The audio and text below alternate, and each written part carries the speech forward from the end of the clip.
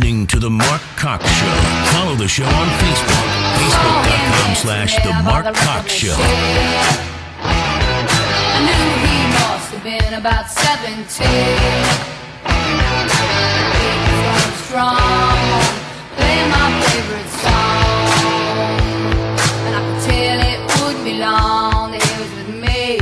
Yeah, me. That former FBI agent Peter Strzok was alerted to an irregularity with Hillary Clinton's email server, suggesting that there was a possible breach, and Strzok never followed up. The revelation coming as President Trump urges his attorney general to investigate the alleged FISA abuse by the Obama administration. Yeah, thank you. That report on Fox, and Catherine Herridge has just been on top of this story as it's developed, reporting on the original batch of emails, the ridiculous comments made by Strzok and this Lisa Page back and forth to each other about the Trumps. All the time he's investigating Hillary Clinton, and it's obvious they want her to be president instead of Donald Trump. Yeah, there's nothing to see here.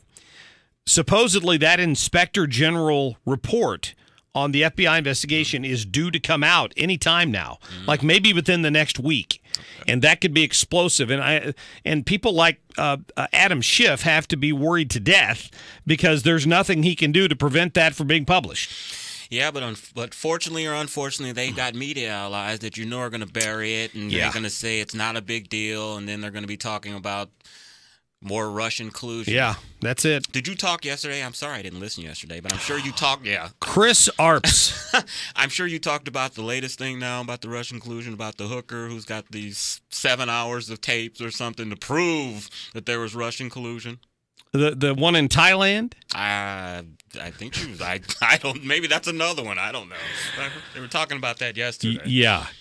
They'll go to the ends of the earth. Yes. CNN sent a reporter to Thailand to interview a prostitute or a sex coach or whatever she calls herself, who's locked up in a Thai prison right now because she claims to have information that ties Paul Manafort to this Russian oligarch. That was so important to them that organization, I bet they spent $10,000 to send a photographer and a reporter to Thailand just to talk to this woman, and they weren't even allowed to tape an interview with her. Yeah, that must have been a different one because it's comical. It really is. Let me get to Dave's call real quick. Dave, you're on the radio. Hey, Mark, how you doing? I'm great. Hey, I just noticed something about the verdict on the Greitens case, or the trial, is scheduled right around the same time that U2 is back here in town for a concert. Huh. And I had tickets the first time around when it got canceled, and I have tickets again for this show, but worried it's going to get canceled You're again. worried that the protesters are going to fill the streets downtown and try to shut it down. We need to get Bono to mitigate the crisis. Yeah, I think maybe Bono has a little vertigo. You think? Amen. I appreciate the call, Dave. Thank you. Yeah, exactly. That's probably going to happen. When if they have a trial, this circus court going on downtown to try Eric Greitens, and he's got to be there in person. There will be people taking advantage of the media coverage to shut the streets down and scream for justice again in the Jason Stockley verdict. Because remember, we've got a clip from Monday: "No profit, no justice." Yes, or we no do. Justice. Which one? Which is first? No justice, no profit, justice, or no profit. No, okay. no justice, no profit. Okay, not no profit, no justice. No, okay. No. Because it's very important that you get the. Yeah, you got to get them in the right order. Right order. It's hard to remember. There's been lots of chance. Yes, but yeah, I think you're right. You're going to see, and to Dave's point, increased protest activity leading up to this. I could see them postponing the trial for a day or two. I'm sure it's going to get postponed. And let the concert happen because we got to put our priorities in. The charges could be dismissed before it ever gets to trial. Some judges are going to look at this and say, even Burleson, I know Burleson, he used to work for Jay Nixon years ago, and then he got appointed to a judgeship. Nice guy. I like him. He's a nice guy. He's a Democrat because he worked for Jay Nixon, but he's pretty down to earth. He's a pretty common sense guy. I just can't imagine he's going to look at this and say, really? There's no evidence and there's no victim, but we're charging somebody with whose privacy did he invade?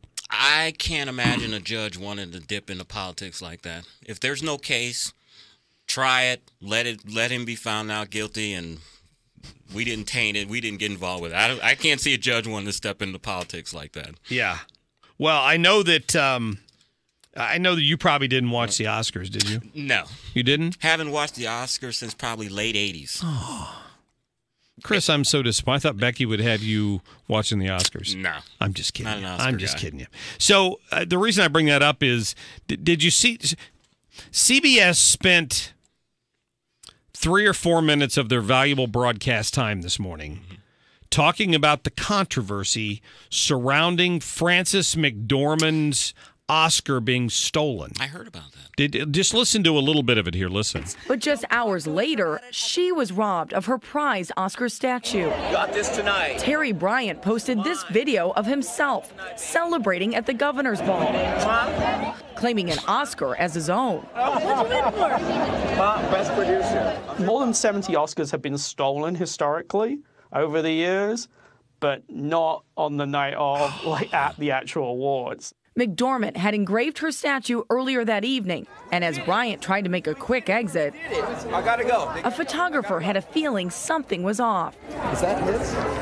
Los Angeles police say security was notified and detained Bryant. He was arrested for grand theft. How he got a ticket to the governor's ball is unclear. So this guy's some sort of a music producer or something in L.A., gets into this ball, steals this thing.